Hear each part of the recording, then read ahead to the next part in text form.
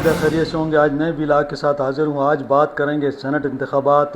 تحریک انصاف کے اندر جو بغاوت ہوئی ہے وہ ابھی تک تھمنے کا نام نہیں لے رہی۔ آج جو ملاقات ہوئی ہے اس کی تفصیل بتاؤں گا۔ وہاں پہ جو مذاکرات تھے وہ ناکام ہو گئے ہیں۔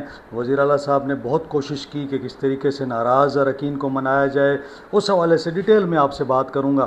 ساتھ ہی ساتھ یہ بات بھی کریں گے کہ سیاستدان جو ہیں اپنے مفادات کے لیے اکٹھے ہو جاتے ہیں اور میٹنگز بھی کرتے ہیں۔ سینٹ کی ٹکٹیں جو ہیں حکومتی جماعت اور ساتھ میں اپوزیشن جماعتوں نے مل بانٹ لیں، تو اس حوالے سے بھی بات کریں گے کہ عوامی مسائل پر یہ لوگ آپس میں اجلاس کیوں نہیں کرتے۔ کیا اس کے لیے کوئی معاشی ایجنڈا متفقہ طور پہ نہیں بن سکتا؟ صرف سینٹ کی نشستوں کے لیے یہ اکٹھے بیٹھ سکتے ہیں اور آپس میں یہ سیٹیں بانٹ سکتے ہیں؟ اس سے پہلے کہ میں ڈیٹیل میں جاؤں، آپ سے وہی ریکویسٹ کہ چینل کو لائک کر لیں، سبسکرائب کر لیں، دوستوں کے ساتھ شیئر کریں اور یہ جو بیل آئیکن ہے گھنٹی، اس کو پریس کر دیں۔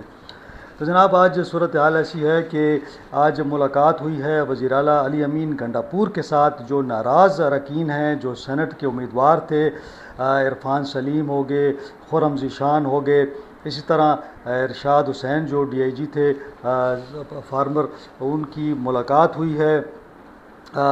گزشتہ رات بھی ان کی ملاقات ہوئی تھی بیرسر راجہ صاحب سے۔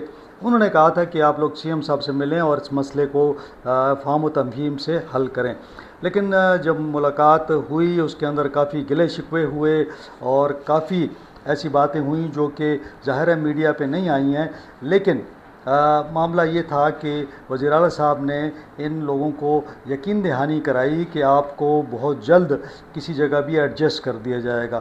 سورسز یہ بھی کہتے ہیں کہ ان کو بعض لوگوں کو مشیر کے حوالے سے بتایا گیا کہ آپ کو ہم مشیر تعینات کر دیں گے۔ اسی طرح مختلف لالچ بھی دیے گئے اور کہا گیا کہ جی جب اگلے سینٹ کے انتخابات آئیں گے تو اگر آپ میں سے کوئی انتظار کرتا ہے تو آپ کو ہم سینٹ میں اگلے جو 3 سال پورے ہوتے ہیں، اب تقریباً 1.5 سال رہ گیا، تو آپ کو ہم لے آئیں گے۔ بہرحال معاملہ یہ ہے کہ یہ مذاکرات مکمل طور پر ناکام ہو گئے ہیں۔ ان امیدواروں نے دستبردار ہونے سے انکار کر دیا ہے اور دستبردار نہ ہونے کے ساتھ انہوں نے جو شرائط رکھی ہیں انہوں نے یہ کہا ہے کہ جے یو آئی کو 2 سیٹیں مل رہی ہیں، وہ کیوں مل رہی ہیں؟ اسی طرح پیپلز پارٹی کو 2 نشستیں مل رہی ہیں، وہ کیوں مل رہی ہیں؟ تو ان سے بھی ایک ایک نشست لی جائے۔ یہاں پہ میں ایک بات آپ کو واضح کر دوں کہ ان لوگوں کا یہ کہنا ہے کہ حکومت نے جان بوجھ کر 1 سیٹ چھوڑ دی ہے، یعنی جنرل پہ 5 نشستیں جتنے کے چانسز تھے۔ اگر ہم یہ کہیں کہ ان کی 92 ان کی اسٹرینتھ ہے، تو اگر ہم 19-19 کی بات کریں تو اگر 4 19-19 آپ لے لیں اور 5واں بندہ اگر 18 بھی لے لے تو وہ تب بھی جیت سکتا ہے۔ لیکن علی امین گنڈاپور صاحب نے اور تحریک انصاف نے جو 5ویں جو نشست تھی وہ چھوڑ دی ہے، اور وہ نشست چھوڑی ہے اپوزیشن کے لیے۔ اور اپوزیشن سے کون کھڑا ہوا ہے؟ تو وہاں پہ جناب طلحہ محمود صاحب کھڑے ہوئے ہیں، تو وہ بھی سرمایہ دار ہیں، بڑے مطلب مالدار، ایک دولت مند شخصیت ہیں، اسی وجہ سے یہ سیٹ ان کو مل گئی ہے۔ اب اپوزیشن کے پاس بھی جو ایکسٹرا ووٹ ہیں اور حکومت کے پاس بھی تقریباً 18 ووٹ ہیں، تو حکومت یہ 18 ووٹ چھوڑ رہی ہے، حالانکہ وہ 18 ووٹ جو بچتے ہیں اس پہ یہ ایک سیٹ نکل سکتی ہے۔ تو یہ ان لوگوں کا یہ کہنا ہے کہ یہ حکومت اور اپوزیشن کا گٹھ جوڑ ہے اور انہوں نے مل جل کر ایک اور سرمایہ دار کو لانے کا ساری پلاننگ کی گئی ہے۔ نظر بھی یہی آ رہا ہے کہ یہ سارا معاملہ جو ہے انہی لوگوں کے ارد گرد گھوم رہا ہے۔ ساتھ میں پارٹی کے لوگوں کا یہ بھی کہنا ہے کہ جناب عمران خان صاحب نے خود کہا تھا کہ عرفان سلیم کو ٹکٹ دیا جائے گا، خرم ذیشان کو ٹکٹ دیا جائے گا، تو اب یہ نام کیسے چینج ہو گئے؟ سوشل میڈیا پہ میں دیکھ رہا تھا کہ مختلف نوٹیفیکیشن گردش کر رہے ہیں جس میں عرفان سلیم کا نام دوسرے نمبر پہ ہے، جو پرائرٹی لسٹ ہوتی ہے اس کے اندر۔ تو اس میں کوئی گڑبڑ ہے، لیکن بہرحال چونکہ عمران خان صاحب جیل میں ہیں، ایکسیس نہیں ہے، تو ہر بندہ ان سے نہیں مل سکتا، تو یہ ایک کنفیوژن چل رہی ہے۔ بہرحال اب یہ آج رات کو دوبارہ کہا گیا ہے کہ ایک میٹنگ رات گئے ہوگی، اس میں کوشش کی جائے گی کہ جو ناراض لوگ ہیں ان کو منایا جائے، اور لگتا ہے ایسا ہی ہے کہ یہ لوگ مان جائیں گے کیونکہ پارٹی کے اگینسٹ جانا مشکل ہو جائے گا۔ اور اگر عمران خان صاحب بھی یہی ان کی بھی یہی منشا ہے کہ 4 لوگ آئیں، جن میں مراد سعید ہے، فیصل جاوید ہیں، پیر نور الحق قادری ہیں اور ساتھ میں جو مرزا آفریدی صاحب ہیں، تو اگر وہ ان 4 کو لانا چاہتے ہیں تو پانچواں جب ان کو بھی شاید یہ بریفنگ دی گئی ہو کہ ہم 4 جیت سکتے ہیں، اور پانچویں کی کوشش کے دوران یہاں جان بوجھ کے یہ چھوڑی جا رہی ہے، اور یہاں دوسری صورت میں پارٹی یہ سمجھتی ہے، علی امین یہ سمجھتے ہیں کہ پانچویں کی کوشش میں ہم جو ہے اپنے ووٹ ہار جائیں گے، یعنی ہمارے لوگ جو ہے وہ ہارس ٹریڈنگ کا شکار ہوں گے، اور جو کروڑوں روپوں کی بات ہو رہی ہے تو بجائے اس کے کہ سارے ممبر نہ لے لیں، تو ان کو یہ خطرہ ہو رہا ہے کہ ایسے نہ ہو کہ ایک کی بجائے ہم 2 نشستیں پھر گنوا بیٹھیں۔ تو اس ڈر کی وجہ سے کوشش کی جا رہی ہے کہ اپوزیشن سے پیچ اپ کر کے بلا مقابلہ لایا جائے، ورنہ جہاں پہ پی ٹی آئی کو اب 6 نشستیں مل رہی ہیں، ہو سکتا ہے وہ 5 نہ ہو جائیں، تو یہ بھی ایک خوف ہے اس کے اندر۔ اور اپوزیشن کو جو ہم سمجھ رہے تھے 4 ملیں گی، ان کو مفت میں 5 مل رہی ہیں، تو مزے اپوزیشن کے لگے ہوئے ہیں، مفت میں 25 سیٹیں ریزرو مل گئی ہیں، اور اوپر سے 1 نشست ملنی تھی سینٹ میں، وہ 5 پہنچ گئی ہیں، تو بڑے زبردست مزے لگے ہوئے ہیں جناب اپوزیشن کے۔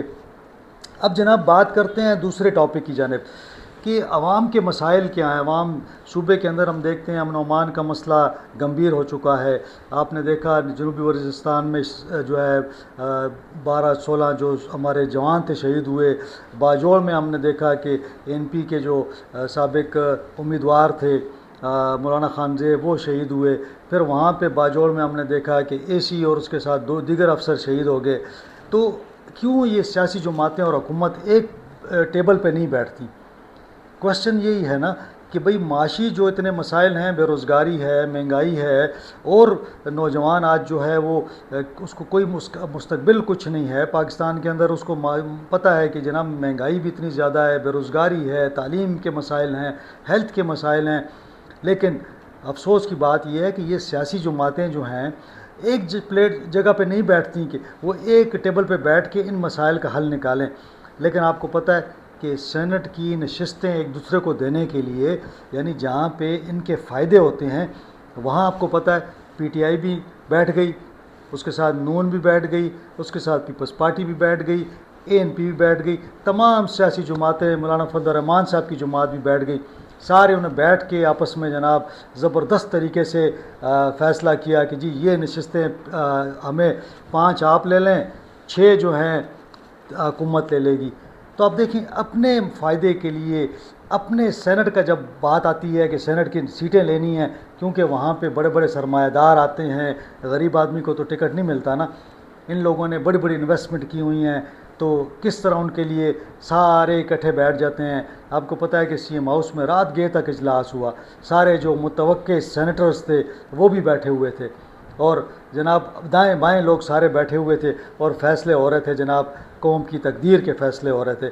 تو کہنے کا مقصد یہ ہے کہ جب ہم کہتے ہیں کہ بھئی پاکستان کے اندر سیاسی عدم استحکام ہے، سیاسی استحکام کی ضرورت ہے، ہم کہتے ہیں معاشی عدم استحکام ہے، معیشت کو بہتر کرنا ہے، امن و امان کو بہتر کرنا ہے، تو اس کے لیے جب بات کی جائے تو یہ لوگ ایک دوسرے کے ساتھ نہیں بیٹھتے، اور نہ کبھی یہ ایک دوسرے کی بات سنتے ہیں۔ اسمبلیوں میں آپ دیکھ لیں عوام کے سامنے ہوتا ہے کہ کسی کی بات یہ لوگ نہیں سنتے۔